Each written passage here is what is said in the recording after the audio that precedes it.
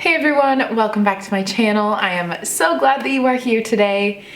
Today is a fun video. I am going to give you my birth story with my daughter Lainey. I have a son who is 17 months old and Lainey is 3.5 months old. I journaled pretty soon after her birth in details down to like the minutes of things that I knew. And so I have it written down, but 3.5 months, a lot has happened since then, so I don't want to forget the details, so I thought I would film this video sooner rather than later. Let's jump back a couple days before she was born. Now, Lainey was due August 5th. She ended up coming July 25th. So she came a week and a half early. My son came a day late, so I did not expect her to come early, but with how I was feeling, I'm glad she did. So, my husband is a youth pastor. He was at summer camp for 5 days straight. So he was gone from July 18th through July 22nd. Now, this was pushing it for him to be gone before the due date of August 5th. But again, my son came late, so we assumed she would come right on time, maybe a couple days early, but not a week and a half. That Thursday before he got back, July 21st, I was at work, just living my life. And all of a sudden I went to the bathroom and I noticed I had lost my mucus plug. Now, with my son, I lost my mucus plug over the span of like a week. And as soon as I started losing it, as soon as I had lost all of it, I had one day where I was cramping a ton. Like I kind of just felt like I was on my period. And then I went to the hospital that evening. So I lost my mucus plug and I lost a lot of it. It was way more than I lost initially with my son. And it was within a couple hours, I start feeling all those same things. So did I sleep that night? No, because I was worried. I have a 35-minute drive to the hospital. I have a son. My husband's not here. What am I gonna do? If this happens, I need him here. He is like 2.5 hours away at this point. So I didn't sleep. I was just anxious. I was trying to get rest, but I couldn't. Little did I know, couple days went by, he was home. And all of these things were continuing. I was still losing mucus. Like I didn't think I could lose that much. I literally thought to myself, how can I have any more of this plug inside of me? It just kept coming. So much pelvic pressure, so many dull backaches, cramp-like feelings. And I was like, this is what I felt right before I had my son. Like, I know that it is soon. And I had that feeling for like 4 days of just like, when is it gonna happen? Like, I know I'm a week and a half early, but like people have given birth earlier than that. Like I'm showing every single symptom that I did with my son. When's it gonna happen? But I knew that my body was holding off for my husband to be home. He got home on Friday the 22nd, and on July 24th, that was a Sunday evening around, gotta reference my notes, around 10:17 is when I remember looking at the clock, and I had very sharp pains in my back and my lower groin. Now before, my back felt like a dull ache. It just kind of always was just like tender and sore. But around 10:17 p.m. on July 24th, I felt sharp pains, shooting pains. Nothing super intense, but just I started feeling that, and that was my instant thought of, maybe tonight's the night. And my parents were gonna take my son. And so in my head, while these things are starting to happen, I'm thinking, my parents have a 1-hour drive to our house to get my son, and we have a 35-minute drive to the hospital.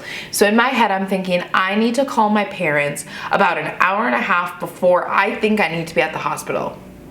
But our bodies in labor, we don't have that sense of a clock of knowing, well, in about an hour and a half, I'm gonna know exactly that this is the time. No, things can progress really slow and things can progress really fast. And at this point, I thought, I think this is it. About an hour and a half later, it was almost midnight on the 25th, and it started getting worse. I thought, okay,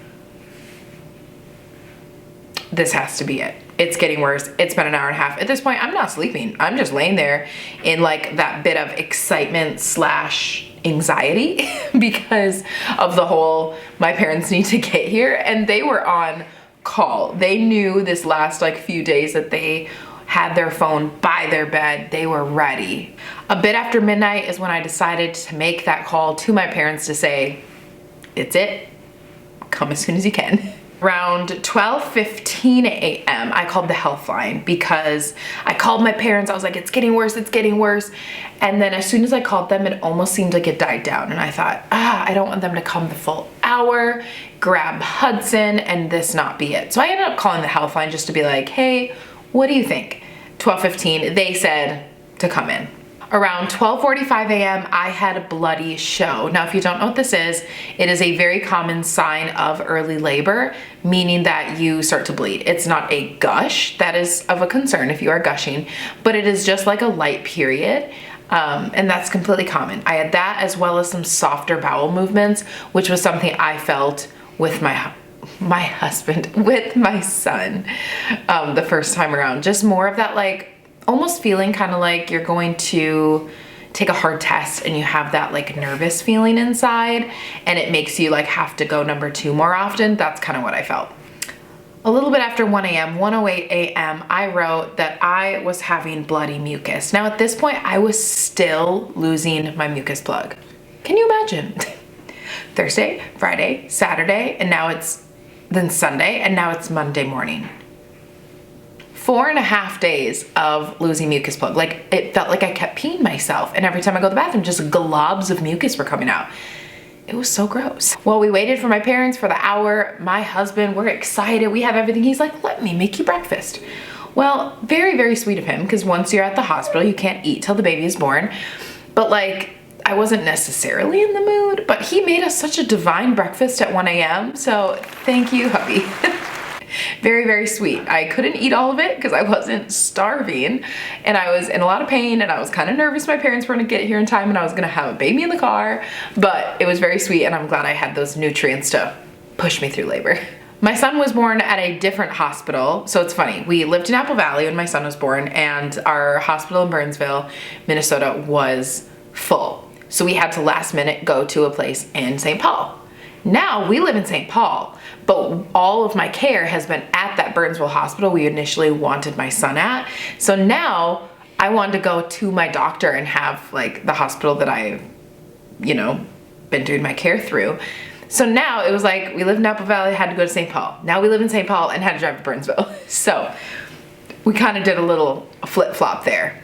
But we arrived to the hospital at 1:47 a.m., went straight to a triage room. It's where they kind of check you out, ask you some questions, see how dilated you are, track your contractions, track baby, and see, are you actually in labor? If so, let's admit you. If not, see you when it does happen. I was 5 centimeters dilated.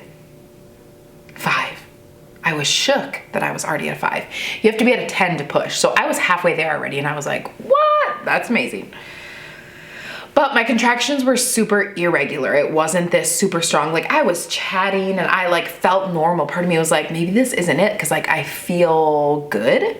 Like, shouldn't I be feeling worse than this? With my son, it was all back labor. He came out sunny side up. I was having these sharp, like, it was just all in my back. It was so horrible. I was in tears, like so much pain. I shouldn't say horrible. It was an amazing experience, but I was in a lot of pain early on with Hudson. So the fact that I was at a 5 and wasn't feeling anything close to what I was feeling at a 2 with my son, I was kind of like, what is this? But it shows different labors are just different. So 5 centimeters dilated, my contractions were irregular, and I was only 30% effaced. Now you have to be 100% effaced eventually. So 30%, it was kind of like, you're dilated a lot, but you're not as effaced as you should be with being 5 centimeters dilated already. At this point, I answered screening questions. They tracked the contractions, they tracked baby's heart rate. And so that was around 2 a.m. And they did admit me to a room at 2:45 a.m. Now, they recommended that my husband and I walk the halls. I bounce on the bouncy ball, anything to try to make me progress, because my contractions weren't these like super strong, intense, but I was already dilated to a 5. So it's kind of like, we'll keep you, but we need to be like making more progress. They had me do that for an hour. So at 3:50 then a.m., this is on Monday, July 25th, I got an IV of fluids. And at that time I was at a 7. So I was progressing in that 1 hour. I went from a 5 and to a 7. So that was amazing. Or I guess that was 2 hours from the time that I got into the triage room to the time I got these fluids. It had been 2 hours and I was 2 centimeters more dilated. So I was up to a 7. So that was very good news. They said I was about 70% effaced, but that my cervix was still like really far back. Like for her to check my dilation was actually quite painful because it felt as though her hand had to like go so far up. Can't really explain it until you experience it yourself, but it was so far back that I was like, whoa, okay, you're like really far in there. It felt like her whole arm was up me. Was that true? No, but that's what it felt like. Things were progressing. I was feeling a bit more of the contractions, but I wasn't in like a ton of pain. But I had already come in and made the decision that I wanted an epidural. Now, I know there's a lot of opinions and all of that I don't want to get into, but I loved my first birth. I loved the fact that I got an epidural, and I didn't get it until like an 8 with my son, but I loved pushing and could just be so present. I was so at peace. I was not just in so much pain, and part of me so badly wanted to go unmedicated with my son because I wanted to be able to say that I did it unmedicated. And my husband was like, why? Like, why does it matter just to be able to say? Like, wouldn't you rather be like more in the moment, more present, like in less pain? And I was like, I guess you're right. Like, it doesn't matter. To do something just to be able to say that I did it isn't a good reason. And so I did want the epidural, and the nurses knew that. So around this time, around 4:30 a.m., they were like, hey, how about now? You're at a 7. Like, how about we do it now? And so that's when I got the epidural. Now, in caps on my notes here on my phone, I wrote 3 words all in caps. So much mucus. That's so gross. So much mucus. 30 minutes after I got the epidural, 5 a.m., I was dilated to an 8. So I was going about 1 centimeter every hour. At this point, Mama was able to get some sleep, and it was amazing because I hadn't slept that night. So I slept from 5:20 to 6:20 a.m. It was amazing. We had this room with so many windows to the right, and it was right as the sun was rising. And so my husband got a picture of me, I'll put it on the screen, sleeping, and then when I was awake, and just the sunrise and everything was just so beautiful. Just like, yeah, just great. I woke up and they checked me again, and after that hour, I was still at an 8. Now, one thing I knew I didn't want was Pitocin. Now, Pitocin is something that they can give you if your body's not progressing. They can give you that to kind of like help your body push things along. But I knew my body was gonna do it. I knew my body could do it. I didn't want that to try to make my body be ready for something that maybe it's just not ready for yet or isn't the time. So I was still at an 8. But they thought, your water hasn't broken, like, let's try to break your water. And the reason I say try is because at 7 a.m. I was still at an 8, so now it had been like an hour and a half plus at an 8. They broke my water, but she said it was like such a thick layer around my water that it took like quite a bit of force for her to break it. Like, it wasn't just like a boop, pop. Like, she had to like push a little bit harder to actually get that broken. But the doctor did that, and then that doctor was leaving, and another doctor who's gonna be the one to deliver was coming on. Unfortunately, my doctor was on the night before and was not on and was not the one to deliver, but that's okay.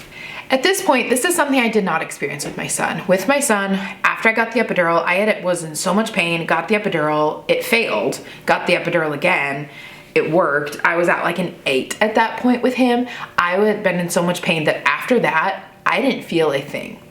With this, it was different. I had a lot less pain, still chose to get the epidural, but then my worst pain of this labor came after I got the epidural, which seems a little bit flopped of how it should be, but that's how mine was. As the baby slides more into that birth canal, it just is painful. It's called transition. Baby is going into that birth canal to get ready to make their arrival. And so my contractions got so bad, like it hurt so much. I was in tears. I just wrote in here, so much pain, so much pelvic pain. It felt like all of a sudden my pelvis was just like exploding. I don't know how else to describe it. And it was to the point where it was like, I think I might need to push. I started pushing around 8:05, 8:10 in the morning, and daughter Lainey was born at 8:15. I pushed for 5 to 10 minutes only. It was incredible. It was amazing. She was 21 inches long. She had brown hair, light brown hair, not as dark as my son's, 7 pounds, 12 ounces. I had a 2nd-degree tear. With my son, I had a 3rd-degree tear, and I just heard that it gets better and better with each one. So I did still tear because she came out so quickly. Like literally it was just a couple pushes. But they said to treat it like a 3rd degree since my son and my daughter are almost 14 months apart only. My body is still like, he said, treat it like a 3rd because of just what my body had already gone through. But it was a 2nd-degree tear. Now, so that was 8:15 a.m., July 25th of this year. By 2 p.m., I was able to pee and I did not need a catheter. Now, the reason that I put this in my notes here is because with my son, I physically could not pee. I tried right after and I just couldn't pee. I tried and I'm like calling my mom being like, I'm gonna need a catheter if I can't pee. Like, please be praying that I can pee. The fact that I was able to pee on my own just a couple hours after birth was amazing because there's just some reason to why after a certain amount of time's gone by, they need to like empty your bladder after having birth. And if it goes too long, like that's not good. I don't necessarily know why, but I know that they told me I needed like to pee within, I think it was 6 hours. And so she was born at 8:15 and I was able to pee around 2. So it was right around that 6-hour mark.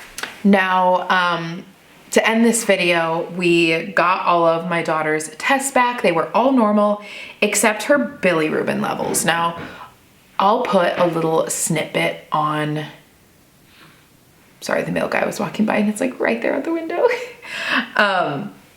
I'll put a little snippet on the screen of what this exactly means because I'm not the best one to explain it.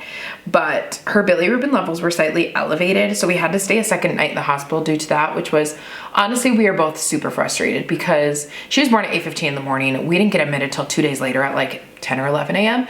So we were stuck in the same room for like over 48 hours. And at that point, I was like, please, I want to get home. Like, I know there's some people who feel the other way and they're like, as long as I can have people here, I can have help with my baby, I can do all that is one thing. But for me, I'm the other way. Like my husband and I are like, get us out of here. Like, thank you for your help. Let's make sure baby's good. Let's make sure I'm good. But I want to sleep in my own bed. I want my husband to be able to sleep in a bed, not a chair or on this like hard couch. And so to me, I'm like, come on, let's do this. But her bilirubin levels were slightly high, so it meant that she had jaundice. Now, some babies that have extreme jaundice, their levels are really high, and they have to be like in a like little thing with lights on all 4 sides of them. Lainey wasn't like that. She just needed lights under her. So her levels weren't horrible, but we had to stay and had to have her on those as much as possible, even while feeding her, that's a whole experience in itself. And then we had to retest. So everything came back, but that bilirubin was a cause for concern for the next 2.5 weeks, which was a lot. We were going in pretty much every day to get her blood taken. And so as like a 2-week-old, she had her blood taken like a lot, like pretty much every day in those first 2 weeks, which was a lot for her. It was a lot for us since our doctor is 35 minutes away. It was every day, newly postpartum with a newborn and a toddler son, having to drive that distance every day pretty much. But after a couple weeks, she was all good. Her numbers were great. She has been amazing ever since. And I will be adding some pictures on the screen here for you to see, but we are so blessed by our Lainey J. Lainey is just a name that we have loved for years and years. We love the band name Lainey, but she's not named after them, but we do love the band. We just love the name, L-A-N-Y. and Jae. My brother passed away from cancer when I was 15. He was 21 at the time, and his name was Jay, spelled Jay, but we really wanted to honor him. And so for years we've had planned Lainey Jay. Like that was our plan. And so we are so thankful that Lainey is all good, that I'm all good. And let me know in the comments, would you like a whole postpartum video? What to expect?